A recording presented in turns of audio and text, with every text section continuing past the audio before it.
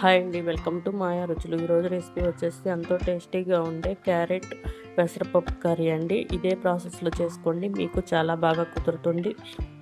Quick and ఈజీగా చేసుకునే recipe అండి.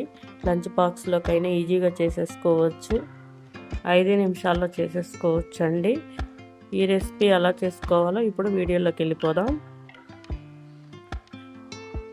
ముందుగా 1/2 kg క్యారెట్ ఇలా కట్ చేసుకొని పెట్టుకోవాలండి. 2 ఉల్లిపాయలు, 3 పచ్చిమిర్చి కట్ చేసుకొని పక్కన పెట్టుకోవాలి. 50 గ్రాముల పెసరపప్పు తీసుకున్నానండి. ఒక 1/2 అవర్ ముందు నానబెట్టుకొని శుభ్రంగా కడిగి పక్కన పెట్టుకోవాలి. ముందుగా స్టవ్ వెలిగించుకొని స్టవ్ మీద ఒక గిన్నె పెట్టుకొని దీనిలోకి 2.5 టేబుల్ స్పూన్ ఆయిల్ వేసుకోవాలండి. ఆయిల్ హీట్ అయ్యాక పోపు దినుసులు వేసుకోవాలి. పోపు దినుసులు కూడా వేగాక దీనిలోకి 2 ఎండుమిర్చి కట్ చేసుకొని వేసుకోవాలి. కట్ చేసుకున్న ఉల్లిపాయలు, పచ్చిమిర్చి వేసుకొని ఇలా గంటితో మిక్స్ చేసుకుంటూ ఫ్రై చేసుకోవాలండి. ఇవి కూడా ఫ్రై అయ్యాక దీనిలోకి కట్ చేసుకున్న క్యారెట్ ముక్కలు వేసుకోవాలండి. వేసుకొని ఇలా గంటితో మిక్స్ చేసుకోవాలి.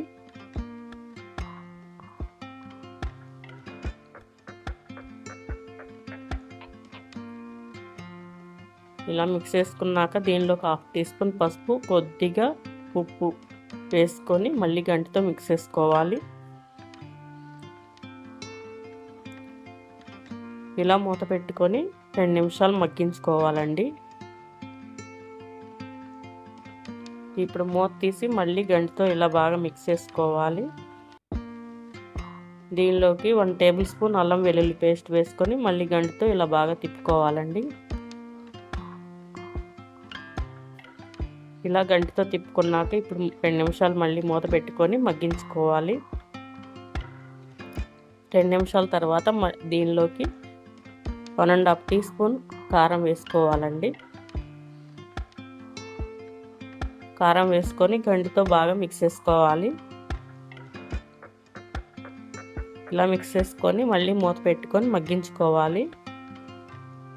కొబ్బరి గసాలు మిక్సీ పట్టుకున్న పేస్టు 1.5 టీ స్పూన్ వేసుకొని ఇలా గంటితో బాగా మిక్స్ చేసుకోవాలండి.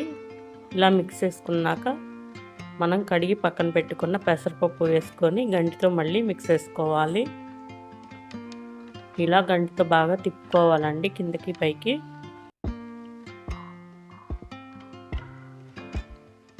ఇలా తిప్పుకున్నాక మూత పెట్టుకొని మళ్ళీ 2 నిమిషాలు మగ్గించుకోవాలి.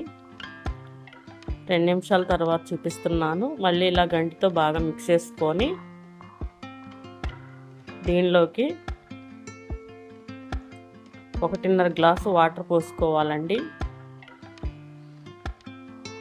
ఇలా వాటర్ పోసుకొని దీనిలోకి తగినంత ఉప్పు వేసుకొని ఇలా గంటితో బాగా మిక్స్ చేసుకోవాలి. మిక్స్ చేసుకొని మూత పెట్టుకొని ఉడికించుకోవాలి. 5 నిమిషాల తర్వాత ఇలా గంటితో మిక్స్ చేసుకొని దీనిలోకి కట్ చేసుకున్న కొత్తిమీర వేసుకోవాలి. 1 టీ స్పూన్ మసాలా వేసుకోవాలండి. వేసుకొని ఇలా గంటితో బాగా మిక్స్ చేసుకొని